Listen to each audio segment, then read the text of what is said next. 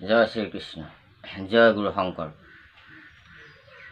পৰম শ্ৰদ্ধাৰ বাপ বান্ধৱ আই মাতৃ সমস্ত মোৰ প্ৰিয় বন্ধু বান্ধৱীসকল, জ্যেষ্ঠ শ্ৰেষ্ঠসকল, আপোনাৰ সবৰ শ্ৰীচৰণত আমি এই অনুষ্ঠানৰ পৰা প্ৰণিপাত জনাইছোঁ। আজি আমাৰ এই ৰামকথাত আজি সুধা সমুদ্ৰত আমি আপোনাৰ সকলোৱে আগবঢ়াব ওলাইছোঁ এটি সুন্দৰ কাহিনী, যিটো কাহিনীয়ে আমাৰ জীৱনত আমাৰ জীৱন লক্ষ্যত আগুৱাই যোৱাৰ কাৰণে আমাক বহুত প্ৰেৰণা দিয়ে। সেইটো হ'ল যে আৰু আমি কেইটামান কথা জানিম আহক। আজি এই কথাকেইটা হ'ল যে প্ৰহ্লাদৰ কথা আমি জানো হওক, কিন্তু প্ৰহ্লাদৰ ভাই যে কোন কোন আছিলে আমি হয়তো বহুতেই নাজানো। গতিকে এই প্ৰহ্লাদৰ ভাইকেইজনৰ চমুকৈ আমি জানিব পাৰিম। আৰু হিৰণ্যাক্ষ আৰু হিৰণ্যকশিপু দুজন ভাই ককাই আছিলে, আৰু হিৰণ্যাক্ষ ডাঙৰ আছিল, হিৰণ্যকশিপু সৰু আছিল, আৰু হিৰণ্যকশিপুৰ 4জন ল'ৰা আছিল, আৰু ডাঙৰজনৰ নাম আছিল প্ৰহ্লাদ। আৰু প্ৰহ্লাদৰ আৰু 3জন ভায়েক আছিল, ক্ৰমে অনুহল্লাদ, সহল্লাদ আৰু আহ্লাদ। এতিয়া প্ৰহ্লাদ বিষ্ণু ভক্ত আছিলে। গতিকে প্ৰহ্লাদক সুধিছিলে যে তোমাৰ ময়ে জগতৰ ঈশ্বৰ। দেউতাকে কৈছিলে যে ময়ে জগতৰ ঈশ্বৰ, সমস্ত এই পৃথিৱীত যিমান ৰজা মহাৰজা দেৱ দেৱতা আছে, মানে স্বৰ্গ মৰ্ত্য পাতাল সকলো মোৰ অধীন হৈ আছে, সকলোৱে মোৰ কৰতলীয়া হৈ আছে, মোৰ চাকৰৰ দৰে ভিত্তৰ দৰে মোৰ তাত খাটে আহি। গতিকে মোৰ ভয়ত স্বয়ং ব্ৰহ্মাও আদিকৈ ভয় কৰে। গতিকে মোক ঈশ্বৰ নবুলি তুমি মোৰ শত্ৰু বিষ্ণুক কিয় ঈশ্বৰ বুলিছা? ইয়াৰ কাৰণ তেতিয়া কৈছিলে যে হে পিতৃ, নিজিনি শৰীৰৰ শত্ৰু ছয় জিনিলো দশদিশ কয়, যে আপোনাৰ ভিতৰত থকা, আপোনাৰ দেহত থকা, মনত থকা আপোনাৰ যিকেইটা শত্ৰু আছে, লোভ মোহ কাম ক্ৰোধ মদ মাৎসৰ্য, সেইকেইটাকে আপুনি ৰিপুকেইটাকে আপুনি জয় কৰিব পৰা নাই, আৰু আপুনি কৈ আছে জগতখনকে জয় কৰিলোঁ। হে পিতৃ, মই নাজানো যে মোৰ মনটো ঈশ্বৰৰ ওচৰত কিয় বিষ্ণুৰ ওচৰত মোৰ গ'ল।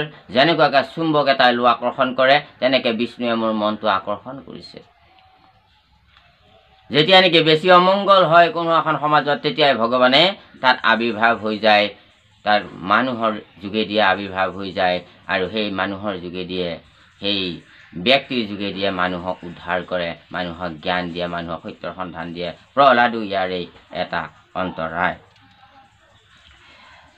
যে এই কথা শুনি হিৰণ্যকশিপু প্ৰহ্লাদক বাৰে বাৰে বুজাব বিচাৰিছে, কিন্তু প্ৰহ্লাদে নুবুজে।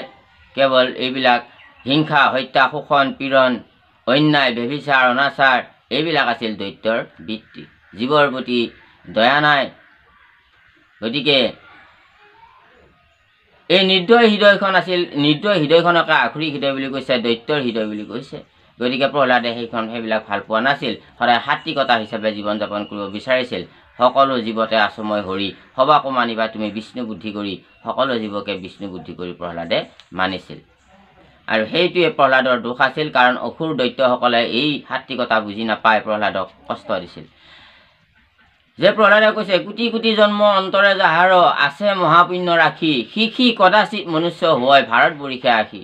কোটি কোটি জন্মৰ যদি মহাপুণ্য থাকে, তেনেহ'লে পৃথিৱীত মানুহ ৰূপে জীৱই এবাৰ জন্ম লাভ কৰে। গতিকে আমি এই কথা শুনাৰ লগে লগে হিৰণ্যকশিপুৱে নানান দুৰ্গতি দিলে প্ৰহ্লাদক।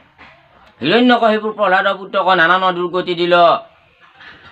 শৰীৰৰ নামৰ কবচ প্ৰভাৱে টান নম নলৰিল, কিন্তু প্ৰহ্লাদক একো কৰিব নোৱাৰিলে, নানান দুৰ্গতি দিলে। এইবাৰ কি দুৰ্গতি দিলে শুনো আহক। এইবাৰ হিৰণ্যকশিপুৰ এজন ভনীয়েক আছিল, এই ভনীয়েকজনীৰ নাম আছিল হোলিকা। এই হোলিকাই প্ৰহ্লাদক কি কৰিছে যে ঠিক আছে, প্ৰহ্লাদক এবাৰ অগ্নিত জাপ দিয়া যাব, অগ্নিত জাপি দিয়া যাব, আৰু অগ্নিত এই হোলিকাক ক'লে যে তুমি হেঁচা মাৰি ধৰি থাকিবা তাক, যাতে অগ্নিৰ পৰা বাহিৰ হৈ যাব নোৱাৰে। বিষ্ণুৱে কোনো চক্ৰান্ত কৰি তাক যাতে অগ্নিৰ পৰা বাহিৰ কৰি নিব নোৱাৰে। হোলিকাই কিয় প্ৰৱেশ কৰিব পাৰে অগ্নিত বাৰু? হোলিকা পুৰা নাযায় নেকি? হোলিকা অগ্নিত জ্বলি নাযায় নেকি? ইয়াৰ কথা এটা হ'ল যে মহাদেৱ শংকৰক আৰাধনা কৰি তপস্যা কৰি এটা বৰ লাভ কৰিছিলে, আৰু সেই বৰটো আছিল মহাদেৱে এখন চাদৰ দান কৰিছিলে হোলিকাক, আৰু যেতিয়াই এই চাদৰখন পৰিধান কৰিব তেতিয়াই হোলিকাই অগ্নিত প্ৰৱেশ কৰিব পাৰিব। অগ্নিত তেতিয়া হোলিকাক অগ্নিয়ে দাহ নকৰে। আৰু সেইকাৰণে সেই বস্ত্ৰখন লৈ হোলিকাই অগ্নিত প্ৰৱেশ কৰিছিল। দপ দপ দপ দপকৈ উঠি থকা জুইকুৰা, মহান জুইকুৰা জ্বলাই দি তাতে প্ৰহ্লাদক সাবত মাৰি হোলিকাই ধৰি লৈ অগ্নিত প্ৰৱেশ কৰিলে। কিন্তু কেতিয়াও ভগৱন্তৰ সত্যৰ অন্বেষণ আৰু ভক্তক সৎ সাধু সন্তজনক কেতিয়াও ভগৱানে বিপদত পৰিব নিদিয়ে, তেওঁ উদ্ধাৰ কৰে। গতিকে লগে লগে ভগৱন্তই অগ্নিত প্ৰৱেশ কৰি হোলিকাৰ গাৰ পৰা চাদৰখন আনি প্ৰহ্লাদক পিন্ধাই দিলে। হোলিকা জ্বলি গ'ল, প্ৰহ্লাদ পোৰা নগ'ল। অগ্নি জ্বলি জ্বলি জ্বলি জ্বলি জ্বলি জ্বলি নিজে নিজে শেষ হৈ গ'ল। লাহেকৈ প্ৰহ্লাদে হৰি হৰি হৰি হৰি হৰি হৰি হৰি কৰি অগ্নিৰ মাজৰ পৰা ওলাই আহিল। সবাহত দেখি আচৰিত, দৈত্যসকলে চাই থাকিল একচিত্ৰ একমনে। আচৰিত কাহিনী। গতিকে এই হোলিকাৰ বিষয়ে আমি হয়তো বহুতেই জানো হওক আৰু বহুতেই নাজানো হওক, আজি এই ভিডিঅ'টোৰ পৰা আপোনালোকে নিশ্চয় জানিব পাৰিছে। যিটোজনে সদায় সুমৰে হৰি পাছত ফুৰয় যত দেৱ দেৱী। গতিকে হৰিনাম যিয়ে স্মৰণ কৰি থাকে তেওঁ পৃথকে দেৱতা পূজা কৰিব নকৰিলেও দেৱ দেৱতাবিলাকহে তেওঁৰ পিছে পিছে ফুৰি থাকে বুলি কীৰ্তনত ধুনীয়াকৈ গুৰুজনাই উল্লেখ কৰিছে। গতিকে প্ৰহ্লাদৰ পেহীয়েক আছিল হোলিকা আৰু এওঁলোক কাশ্যপ বংশৰ আছিল। প্ৰহ্লাদৰ উত্তৰসূৰী কাশ্যপ বংশ, যিহেতু কাশ্যপ আৰু অদিত কাশ্যপ ঋষি হ'ল হিৰণ্যকশিপু আৰু হিৰণ্যাক্ষৰ যিহেতু দেউতাক পিতৃ। গতিকে দৈত্যকুল কাশ্যপ বংশৰ পৰা আহিছে, দেৱতাকুলো কাশ্যপ বংশৰ পৰাই গৈছে, কিন্তু সেইকাৰণে কাশ্যপ বংশ বুলি কয়। আৰু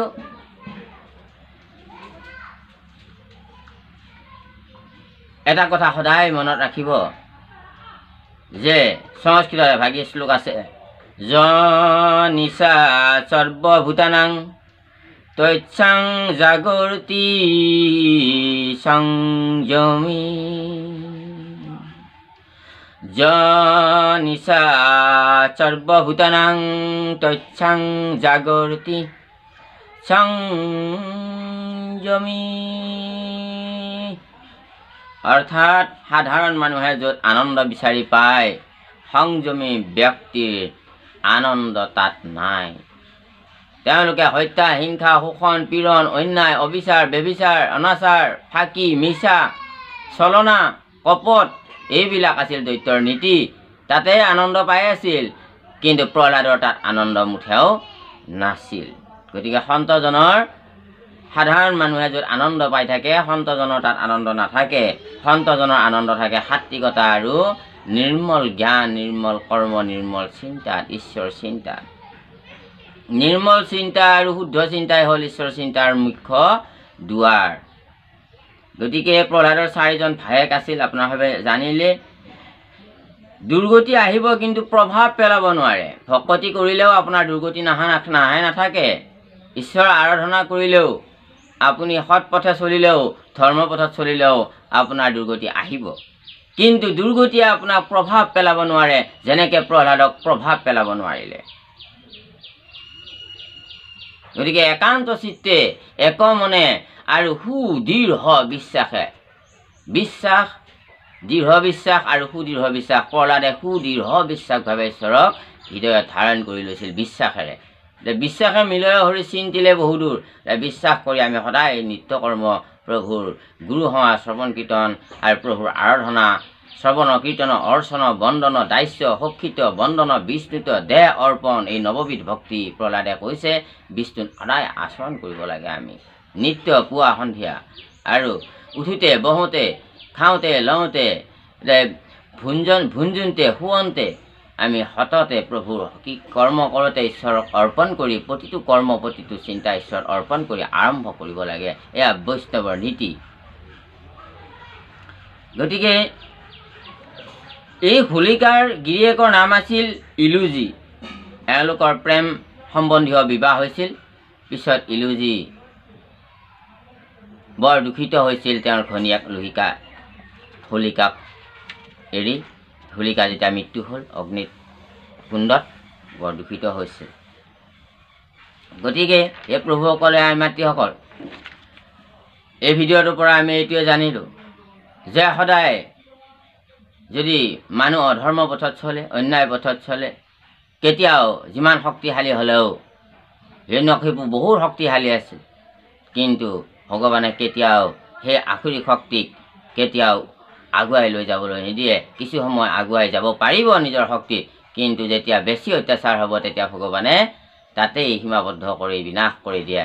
যদা যদা হি ধৰ্মস্য গ্লানি ভৱতি ভাৰত অভ্যুত্থানম অধৰ্মস্য তদাত্মনং সৃজাম্যহ্যম পৰিত্ৰাণায় সাধূনাং বিনাশায় চ দুষ্কৃতম ধৰ্ম সংস্থাপনাথায় সম্ভৱামি যুগে যুগে।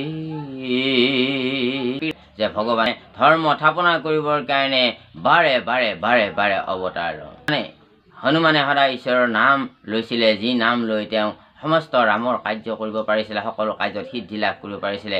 আপুনিও যদি আপোনাৰ জীৱনত সফল হ'বলৈ, লক্ষ্যত উপনীত হ'বলৈ আপুনি ইচ্ছা কৰে, তেনেহ'লে ৰাম নামৰ আশ্ৰয় লওক, আৰু ৰাম নামে আপোনাৰ হ'বক এদিন নিজকো পবিত্ৰ কৰিব, আৰু পৰজনমো পৰলোকো আপোনাৰ হ'ব, পবিত্ৰ ধামলৈ আপোনাৰ হবে যাব পাৰিব, পবিত্ৰ দেহ লাভ কৰিব পাৰিব, ভাল সংগ ল'ব পাৰিব, ভাল ঐশ্বৰ্য বিভূতি ধৰ্ম অৰ্থ কাম মুখ্য চতুৰ্বৰ্গ সিদ্ধি কৰিব পাৰিব কেৱল হৰিনাম ধৰ্মৰ জৰিয়তে, কেৱল নাম লোৱাৰ জৰিয়তে। নাম অবিহনে জীৱক যতেকে স্বধৰ্ম আছে নামৰ কিংকৰ, ভকতিৰ মুখ চাই থাকে নিৰন্তৰ। হোম যজ্ঞ তপ পূজা বিধি দান দক্ষিণা সমস্ত ধৰ্ম হয়, কিন্তু সকলো ধৰ্মবিলাকে কেৱল হৰিনামৰ মুখ চাই থাকে বুলি কৈছে। গতিকে হৰিনাম প্ৰভাৱশালী, হৰিনামে মানুহক মুক্তি দিব পাৰে। মৰণতাজনক বোলে হবে ৰাম বোলা ৰাম বোলা ৰাম বোলা, হেন নামে তীক্ষণে হেলা। যে মৃত্যুৰ মুখত পৰি আছে যিজন মানুহ, এই মাত্ৰ যাবগৈ, এই দেহ এৰি থৈ আত্মা ওলাই যাবগৈ, তেতিয়া মানুহে কি কয়, সকলোৱে বেঢ়ি বোলে ভাই এতিয়া ৰাম নাম লোৱা ৰাম নাম লোৱা। কিন্তু সেই নাম জীয়ন্ত অৱস্থাতে হেলা আমি কিয় কৰোঁ? সেইকাৰণে নামক নকৰিবা হেলা, এই হৰিনামে সংসাৰ তাৰিব মৰণ সংকট বেলা। প্ৰহ্লাদে এই কথা আমাক শিকাই থৈ গৈছে। আৰু প্ৰহ্লাদৰ যেতিয়া বিপদ হৈছে তেতিয়াই ভগৱান আহি উপস্থিত হৈ প্ৰতিটো বিপদত, প্ৰতিটো দুৰ্গতিত, যিটো দুৰ্গতি আমি ভাবিব নোৱাৰোঁ, যিটো দুৰ্গতিক আমি ভালকৈ অনুভৱ কৰিলে শৰীৰৰ নোম শিয়ৰি উঠে, তেনে দুৰ্গতিৰ পৰা প্ৰহ্লাদে ভগৱানে প্ৰতিটো দুৰ্গতি ৰক্ষা কৰিছে। জয় শ্ৰীকৃষ্ণ। আপোনাৰ হবে আমাৰ চেনেলটো ছাবস্ক্ৰাইব কৰি ৰাখিব, যাতে এই কৃষ্ণ কথা আলোচনাত আপোনাৰ হ'বক আমি সংগ পাওঁ। সেইকাৰণে আপোনাৰ হবে আমাক চেনেলটো ছাবস্ক্ৰাইব কৰি লাইক কমেণ্ট কৰি আমাক জনাব, আৰু কমেণ্টত লিখিব জয় শ্ৰীকৃষ্ণ। হৰি কৃষ্ণ।